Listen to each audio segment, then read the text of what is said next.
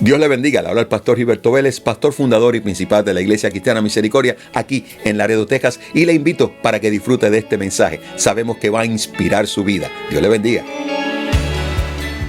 Una de las cosas más tristes que yo he podido observar en muchas personas cuando van a consejería, y yo sé que la doctora Sánchez igual ha podido experimentar esto, es un patrón a veces que se ha formado en la comunidad, sobre todo de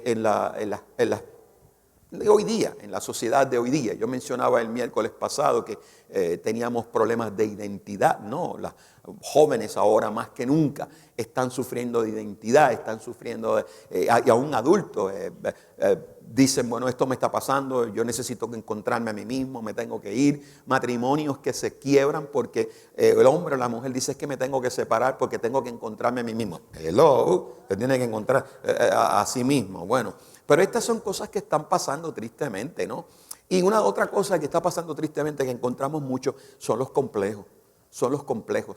Hay muchísimo complejo. Personas que verdaderamente piensan muy poco de ellas mismas. Piensan muy poco de ellas mismas, traen un sinnúmero de complejos en sus vidas que le impiden poder disfrutar de una vida buena, una vida abundante, y no tan solo le permiten disfrutar, sino que impiden a Dios hacer cosas grandes en su vida porque piensan tan pobremente de ello. Una de las razones por las cuales existe este tipo de condición, de complejo, es por baja autoestima, piensas menos de lo que deberías pensar. Y segundo, porque hay personas que insisten en compararse con otras personas. Insisten en compararse con su hermano, con su hermana, con su vecino.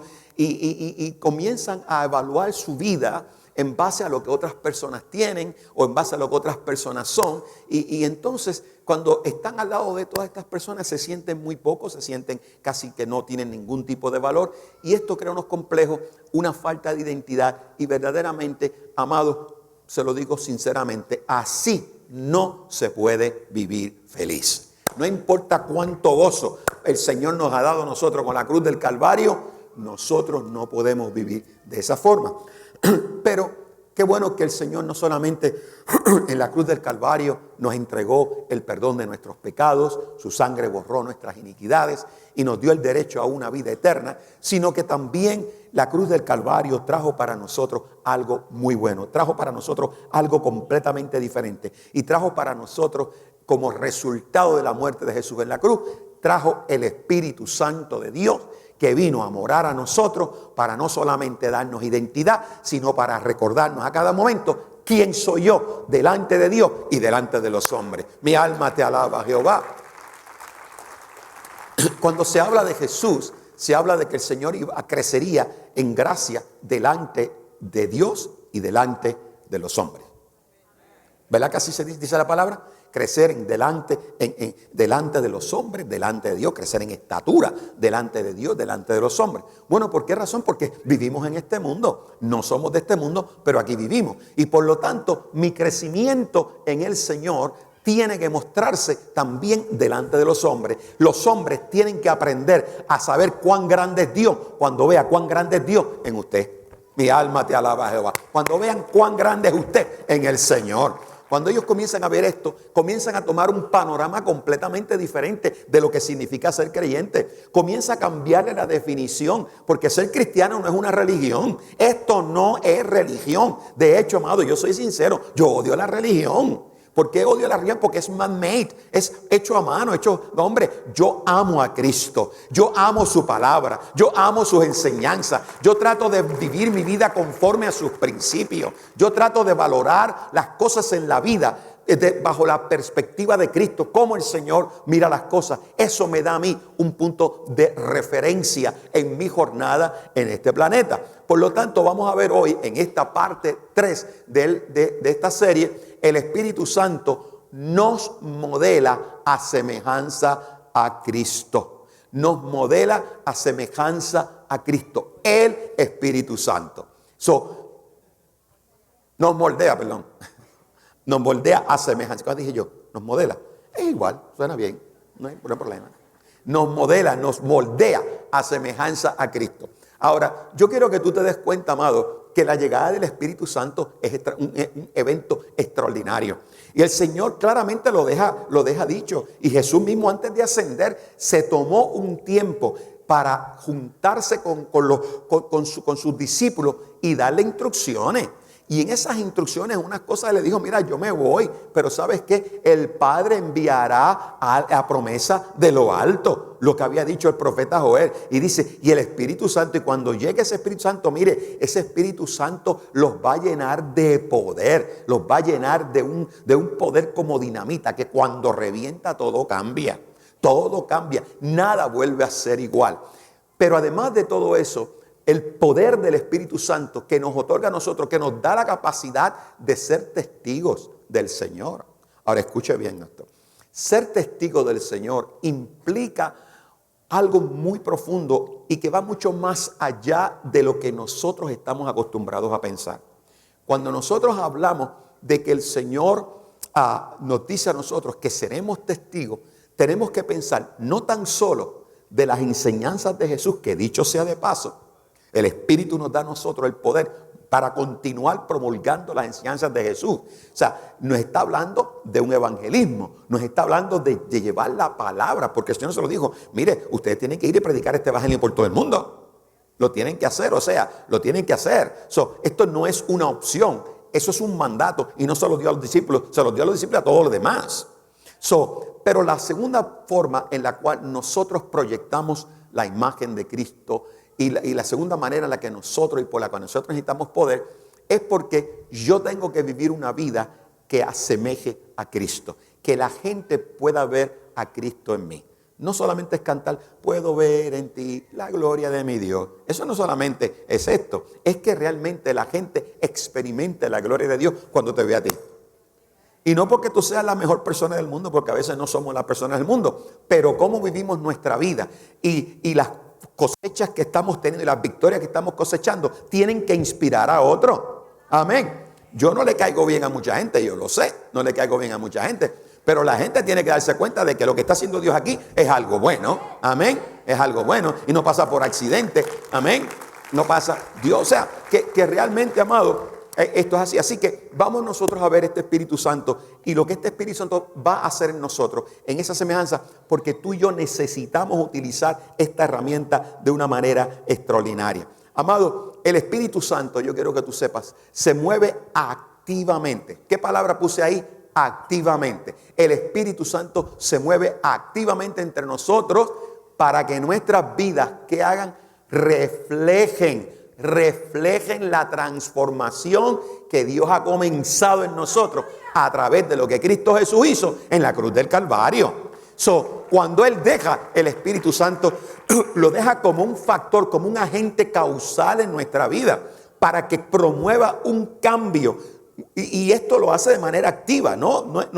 Esto no es un acto pasivo de parte de Dios, es un acto activo. Esto no solamente es un principio, es una vida que está dentro de nosotros, amado, por el poder del Espíritu Santo, que nos lleva a entender los principios de la palabra, pero no entenderlo, nos lleva a vivir la palabra, a mi amado. Y ahí es donde se mira este poder. Yo no usé droga, yo no maté a nadie, yo nunca hice ninguna de ese tipo de cosas. Yo no robé, yo no maté, yo no hice nada, mano. Nada de esas cosas, pero yo era malo.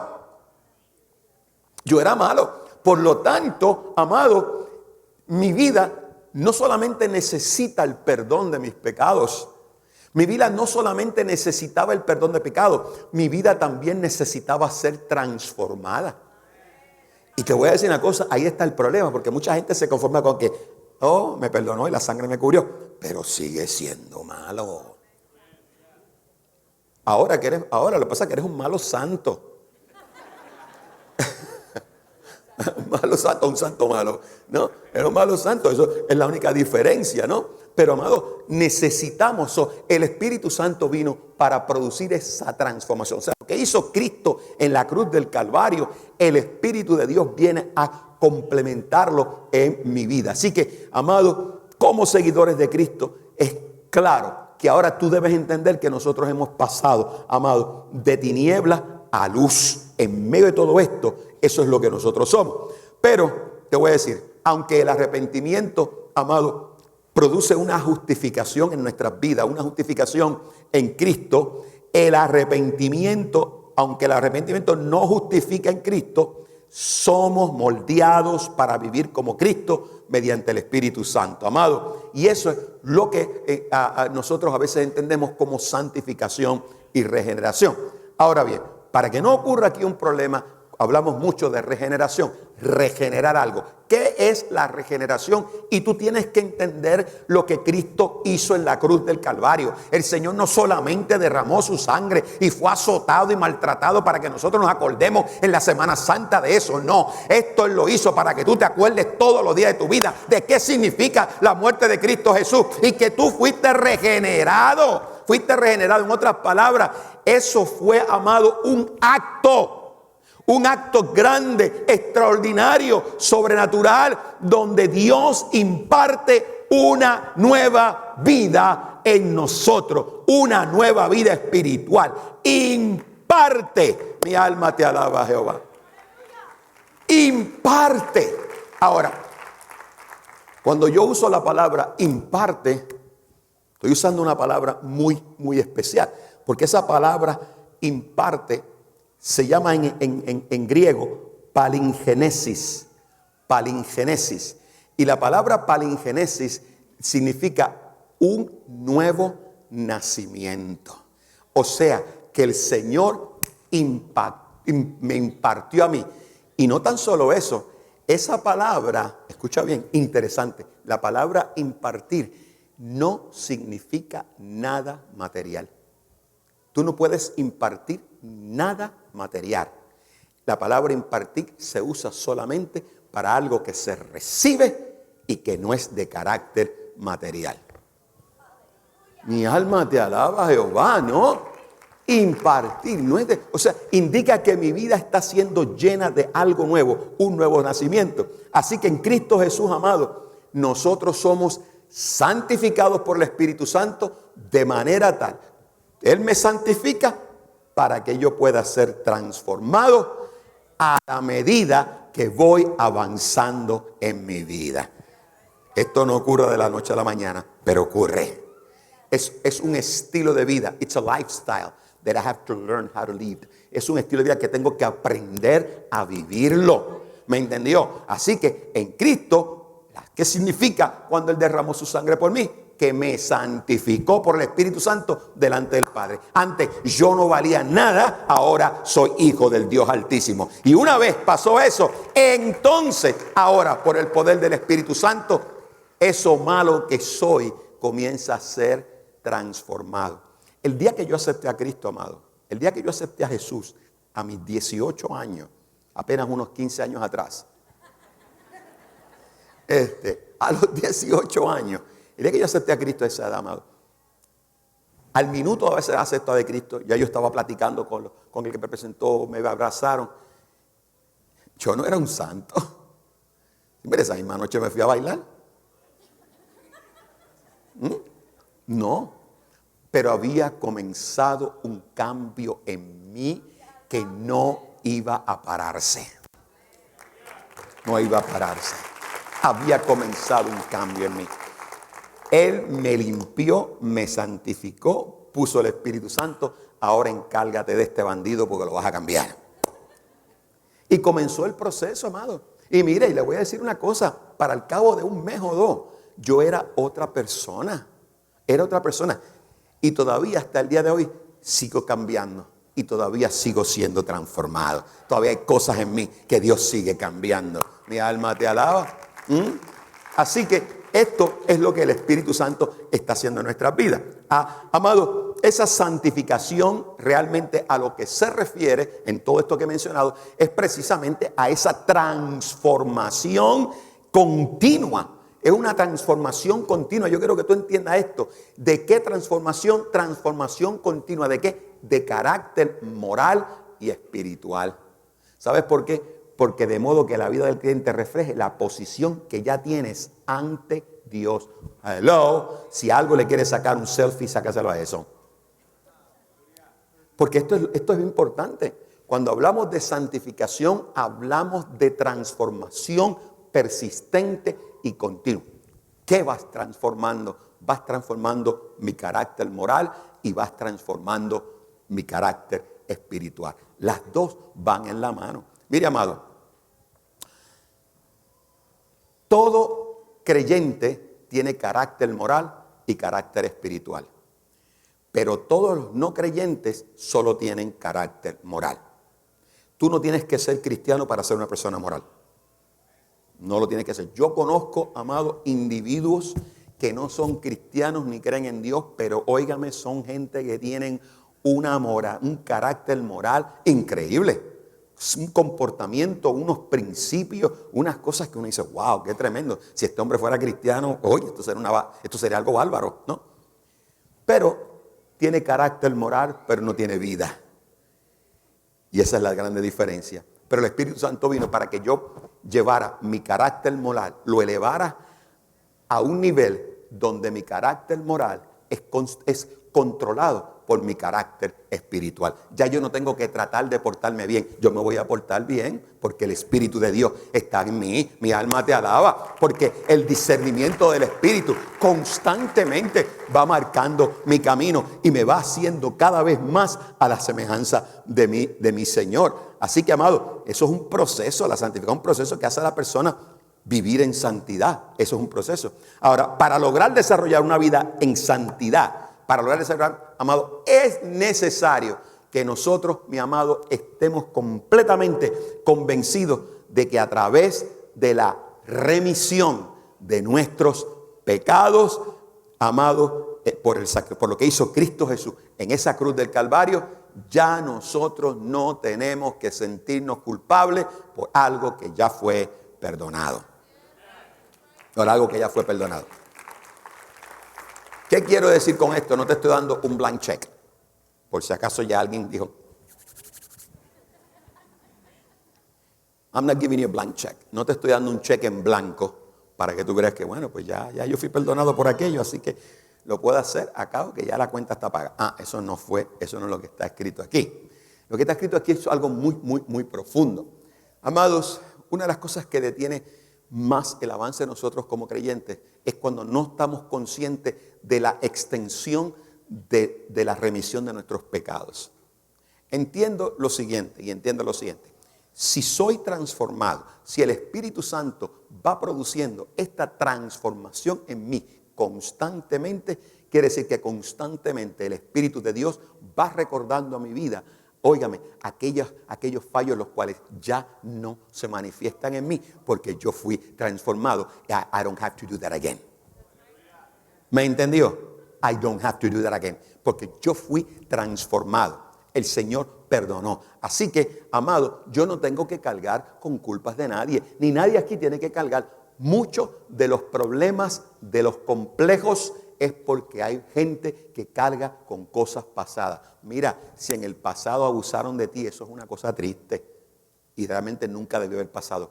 Pero Dios te libró de eso a ti ya. Ya tú no eres esa persona. Mi alma te alaba. Ya tú no tienes que cargar con esa, acuesta con esa cruz. No tienes. Tú sacudes eso. No. A mí en el pasado pasó lo que pasó. Pero yo soy una criatura nueva. A mí el Señor me redimió con su sangre. Ya yo no tengo por qué estar pasando ni pensando esas cosas. ¿Me entendió? Y así, con muchas otras cosas más, de las cuales Dios a ti te libró. Tú fuiste drogadicto en el pasado. Fuiste. Mire, aquí yo sé.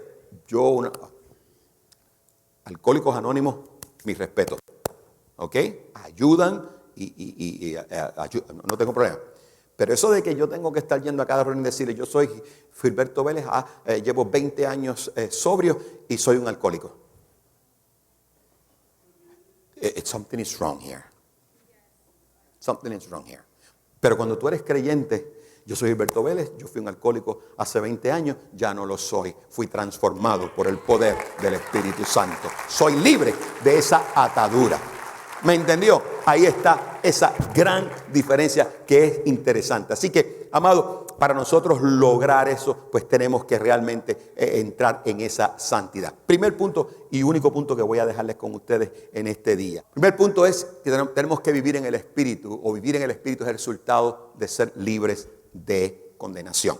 Y vamos a ver estos versículos, Romanos 8, del 1 al 4, Vamos a verlo rapidito. Y quiero que usted esté muy pendiente de lo que el Señor está enseñando aquí.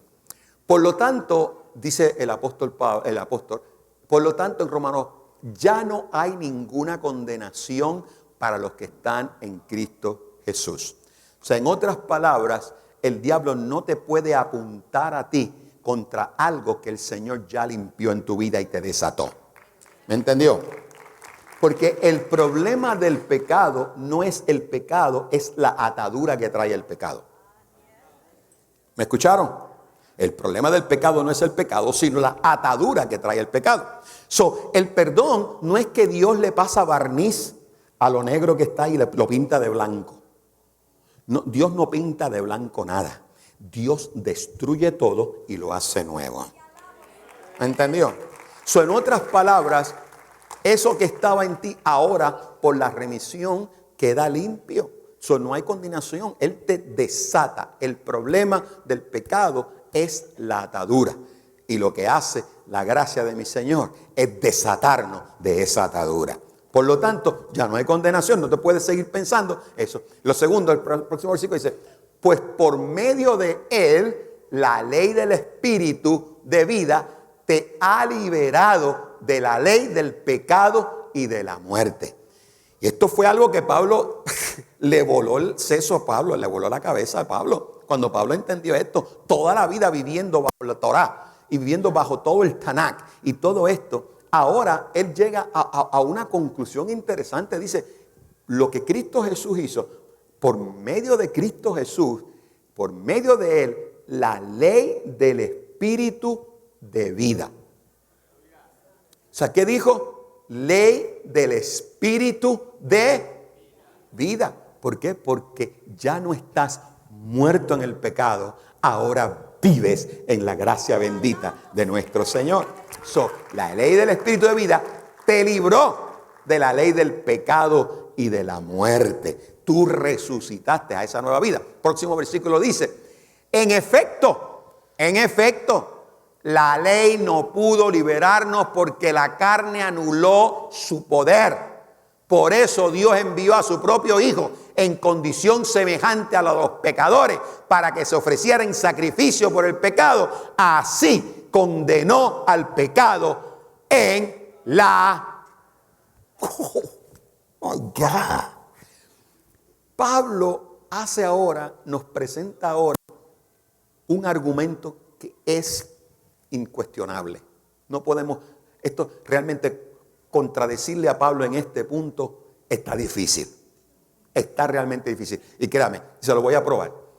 En efecto, él dice, y está hablando, quiero que vean, Saulo de Tarso es el que está hablando aquí, que se llama Pablo ahora. ¿Y quién era Saulo de Tarso? Era el nene lindo de Gamaliel. ¿Y quién era Gamaliel? En ese entonces era uno de los rabinos más importantes de esa época. De hecho, cuando usted estudia los escritos de Josefo, que es un libro histórico, Cuando usted estudia los escritos de Josefo, ahí está registrado Gamaliel como uno de los grandes de esa época. Entonces, él conocía todo esto y conociendo toda la envergadura de la ley, él dijo, en efecto, la ley no pudo liberarnos porque la carne anuló su poder. Él encontró que el realmente obedecer una ley no podía quitar algo que estaba metido dentro de nosotros. El día que el hombre cayó de la gracia de Dios en el pecado allí, Adán y Eva, eso se fue a lo profundo de nosotros. Está embedded, está metido dentro de nosotros. Eso realmente la ley no podía funcionar, porque cómo la ley iba a poder eliminar algo sobre lo cual no tenía control. Lo único que podía librarnos de la carne a nosotros es el Espíritu de Dios. Aleluya. Porque ese sí toma el control. Entonces, ¿qué dice? Por eso envió a su Hijo. ¿A quién envió? A su Hijo en condición semejante a la de los pecadores. Wow. ¿Escuchaste esto? O sea, lo envió en condición semejante. semejante. O sea, que mi Señor en esta carne lo sintió todito, en you name it, él lo sintió. Lo sintió todito, en semejante de carne, para que se ofreciera en sacrificio por el pecado. Eso quiere decir que realmente cuando Jesús está doblado, allí en el monte de los olivos, ya presto a ser entregado, en ese momento donde cae sobre de él todo el peso del pecado de la humanidad, donde él dice, oh Señor, si puedes, pasa de mí esta copa. ¿Por qué? Porque su carne le hizo entender que eso era algo horrible. Pero que no sea como yo quiera, sino como tú. Porque el único que podía librar a este hombre de esa carga es sencillamente el Dios de la gloria. Así dice, porque eso pasó. Entonces, Dios condenó Dios al pecado. ¿Y dónde lo condenó? En la carne, donde se origina la cosa, ahí mismo lo condenó. Se acabó. Aleluya. Mi alma te alaba. ¿Estás entendiendo lo que te estoy diciendo, amado? Oh, esto es extraordinario. Entonces, sigue para adelante, ¿no? Versículo 4. A fin de que la justa demanda de la ley se cumpliera en nosotros, que no vivimos según la carne, sino según el Espíritu. Entonces, dice, ahora, la intención, porque Dios, yo les he dicho a ustedes en muchas ocasiones, Dios es un Dios de propósitos y de intencionalidad. ¿Aló? O sea, yo no quiero que te olvides eso. Dios es un Dios de propósitos y de intencionalidad. Eso indica que la intención de Dios, aun cuando entrega la ley, la Torá, era una intención de confrontar al hombre con su condición. Eso es indiscutible.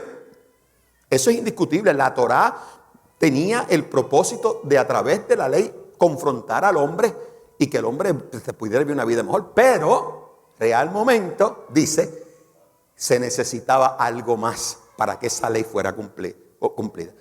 Y entonces, ¿qué hace el Señor? Jesús viene. ¿Y qué es todo lo que hace el Señor? Dice, mira, yo he venido para cumplir la ley, no para derrotarla, he venido a cumplirla en mí. Porque ese era el único, de manera tal que yo viviera en la libertad del cumplimiento de la ley. Mi alma te alaba. Entonces, seguimos rapidito, amado. Así que la esencia del mensaje de Pablo, amado, se basa en cómo nos libera. Amado, el temor a la condenación no se limita únicamente a mi vida futura. Son mis experiencias presentes. Yo hoy día tengo que vivir como un perdonado de parte de Dios. Tengo que vivir como libre de parte de Dios. Tengo que acordarnos, ya yo no soy esa persona. No, ya eso no se manifiesta en mi vida. No, Él me libró a mí. Él me desató a mí de todo eso, ¿no? Aleluya. Así que, amado, esto es lo que a veces nosotros no podemos entender y no lo disfrutamos. No hay razón para los que están en Cristo continúen cumpliendo un castigo de trabajos forzados, como si nunca hubieran sido perdonados o como si nunca hubieran sido libertados de la prisión del pecado. No hay razón para que usted siga teniendo hard work labor. ¿Me entendió? No es necesario. Nosotros tenemos que librarnos de eso y vivir lo que Dios, Cristo Jesús, ha hecho en mi vida. Si tú crees que en Jesús no importa lo que tú digas, si crees en Jesús, ¿sabes qué? No importa lo que tú digas o lo que te diga tu corazón. Dios dice que te presentes ante Él sin ninguna condenación. No importa lo que te diga a ti tu mente. No importa lo que te quieran recordar tus sentimientos. El Señor te dice algo completamente diferente. Así que la ley por la que tú te diriges, por eso Él mencionó, Pablo, en los versículos que vimos, dijo, está la ley del Espíritu, está la ley de la carne, del pecado, ¿no? ¿Sabes por qué? Porque la ley que se manifiesta en tu vida, la ley por la cual tú camines, la ley que determina a tu vida, por la ley que te diriges, va a determinar si tú vives en victoria o si tú vives en derrota.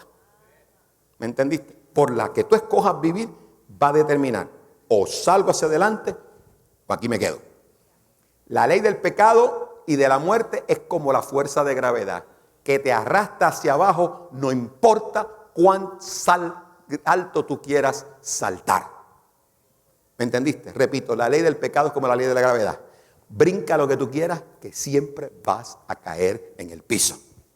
Siempre, no importa, no te vas a librar de eso. Amado, pero la ley del Espíritu, esa prevalece por sobre la gravedad. Es como cuando tú subes a un avión. Tú subes a un avión, ¿verdad?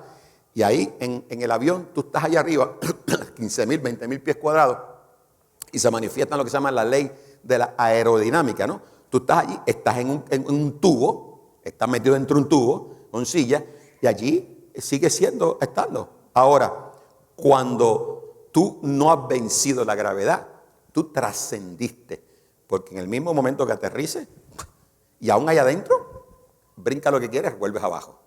Pero a esa cantidad tú trasciendes. Amado, eso mismo sucede en nuestras vidas. Eso mismo sucede en nuestras vidas. Por la ley del Espíritu nosotros prevalecemos. La ley del Espíritu trasciende la ley del pecado. Por eso es que el pecado ya no controla tu vida. Ya no controla tu vida. La palabra andar, cuando decimos andamos en el Espíritu, se refiere a todo nuestro estilo de vida. Y hay tres cosas que yo quiero que en esta mañana tú veas. Número 1, implica un destino. Cuando tú caminas en el Espíritu, tú no caminas a la deriva. No es eso de que sencillamente a ver a dónde me pega el Espíritu. Cuando tú caminas en el Espíritu hay un destino. Debes orientar tu vida hacia la voluntad y hacia la gloria de Dios. Siempre tú vas a dirigir tu camino a eso. Segundo, implica dependencia. Dependencia. Al caminar colocas un pie delante del otro, poniendo tu peso en ese pie al dar ese paso. Así debes depositar todo el peso de tu alma en el poder de Dios y no en el tuyo. No camines con temor en la vida. Camina seguro porque estás dependiendo de Él. Mi alma te alaba. Tercero, caminar implica dedicación. Debes dar pasos continuamente. ¿Y qué vas a hacer? Invocando constantemente a Dios para que haga en ti lo que nunca podrías hacer tú solo. Mi alma te alaba, Jehová. Espero que hayan disfrutado de este mensaje y que haya sido de inspiración para su vida, que usted pueda aplicar estos principios y continuar su jornada en este mundo. Así que te esperamos la próxima semana en otra edición de este programa.